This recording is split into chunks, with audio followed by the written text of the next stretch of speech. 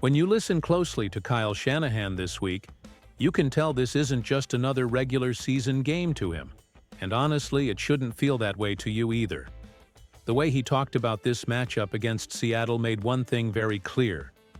This is a playoff game in everything but name.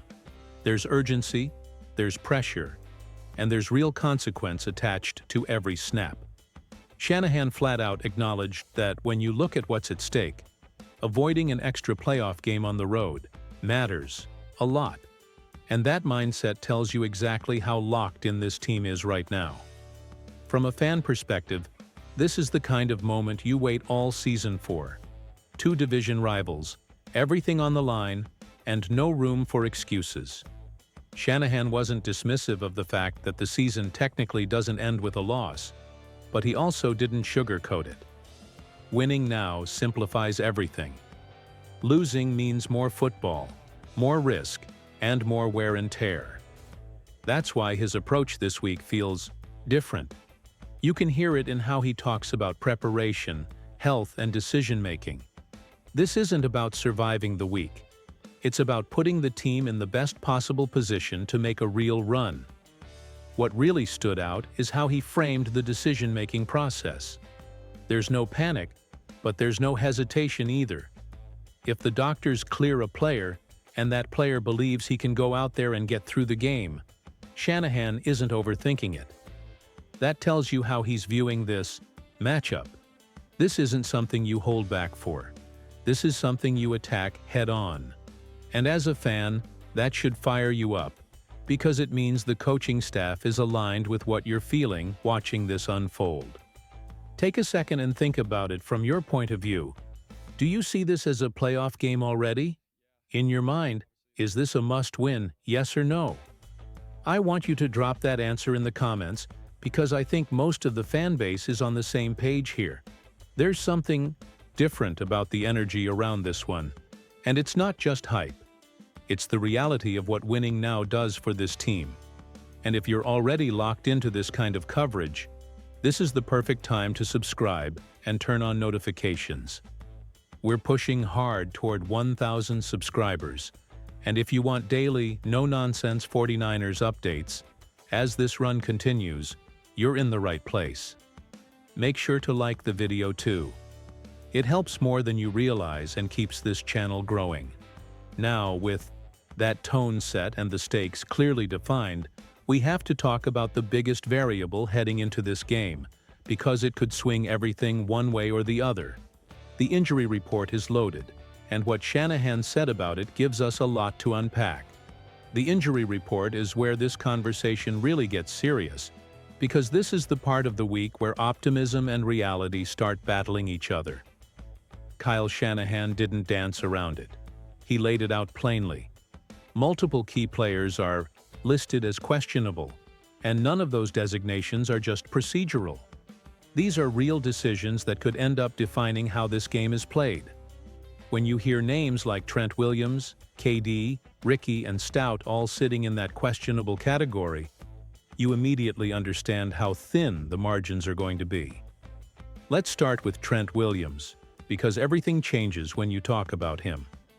Shanahan admitted Trent has made good progress, and the fact that he was walking around after the game was encouraging. But he was also honest about the situation. This is a hamstring issue, and those don't magically disappear. Trent has tested it in a limited way, and from there, it becomes less about the coach and more about two voices that matter the most: the doctors and Trent himself. Shanahan made it very clear he doesn't want to lose anyone for the following week, but he also sees this game as one you treat like a playoff game. That tension is real, and it's not theoretical. It's happening right now behind closed doors. What's important to understand is that Shanahan isn't guessing here. If the medical staff clears Trent, and Trent believes he can get through the game, Shanahan is not holding him back. That should tell you everything about how much this game matters. There's no saving people for later if later becomes harder, because you didn't finish the job now. At the same time, hamstrings are tricky, and one wrong step can change everything. That's the risk the team is weighing, and it's why nothing feels settled yet. Then you look at KD, and the tone shifts slightly. Shanahan acknowledged how valuable it is to have a player like him back, especially against a Seattle defense that can disrupt both the pass game and the run game. KD wants to play. That much is obvious. And when Shanahan talks about getting as many good players on the field as possible against a defense like this, it's not coach speak. It's strategy. Seattle is physical, aggressive, and opportunistic. Missing impact players against a unit like that can snowball quickly. Ricky and Stout being listed as questionable also matter more than people want to admit. These aren't just depth pieces. These are guys who affect spacing, effort, and execution. Shanahan even noted that Stout hasn't officially cleared protocol yet, which tells you there's still real uncertainty there. This isn't a situation where everyone is trending upward, and it's all good news. It's fluid, and it's going to stay that way right up until kickoff. So let me ask you this. Out of all these names, who matters most in this game to you? If you could only get one of them back at full strength, who are you picking? Drop that in the comments because I think the answers might say a lot about how fans view this matchup. And if you want instant updates as this injury situation evolves, make sure you're subscribed with notifications on. Things can change fast this time of year, and you don't want to miss it. Now that we've laid out the physical side of this matchup, the next piece of the puzzle is trust. Trust in preparation, trust in development, and trust in the quarterback room. What Shanahan said next gives you a lot of insight into why this team believes it can handle whatever comes its way. One of the most telling parts of this press conference had nothing to do with the Seahawks directly. It was about trust, development, and how much faith Kyle Shanahan has in the way this organization prepares its quarterbacks. When he started talking about Sam and comparing parts of his journey to Mac, you could hear genuine appreciation in his voice. Not just for talent, but for mindset, growth, and professionalism. And that matters, especially at this time of year. Shanahan made it clear that Sam was a guy they truly loved coming out of college. He talked about his talent, his leadership, and how respected he was in the locker room. That kind of praise isn't thrown around lightly, especially from a head coach who sees every detail behind the scenes. What stood out even more was how Shanahan emphasized improvement. Even though Sam didn't play much, he got better. Through OTAs, through training camp, through scout team reps, and even in limited game action, the growth was obvious to the coaching staff. That's important because it tells you how this team views preparation. They believe in learning through repetition, humility, and being open to coaching. Shanahan described how Sam came in with an open mind, willing to try new footwork, new techniques, and new concepts, even if it meant looking uncomfortable at first. He directly compared that approach to what Mac has done, and that's not an accident. It's a philosophy. The willingness to be coached is valued just as much as raw ability in this system. For you as a fan, this should reinforce confidence in the bigger picture. This isn't a team scrambling for answers. This is a team that believes in its process. Even Brock's success was framed as something Sam could learn from, watching how he operated, how he stayed efficient, and how he made the system his own. That kind of internal development is why this offense feels stable even when adversity hits. So here's a question for you. Do you trust Shanahan when it comes to developing quarterbacks? Yes or no? Or do you think the system does more of the heavy lifting than the individual talent? I want to see where you land on that, so drop your take in the comments. And if you like these deeper breakdowns that go beyond the box score, make sure you like the video and subscribe. We're closing in on 1,000 subscribers, and your support makes that possible. All of this leads into the part of football that rarely gets the spotlight but often decides games like this. The details, the reps, the blocking, the guys doing the dirty work that doesn't show up on highlight reels. And what Shanahan said about that side of the team tells you a lot about why this group keeps winning. This is where Shanahan's press conference really pulled back the curtain on why this team is built to handle moments like this. He spent time talking about preparation, reps, and effort plays, and none of it was accidental. These are the details that separate teams in games where talent alone isn't enough.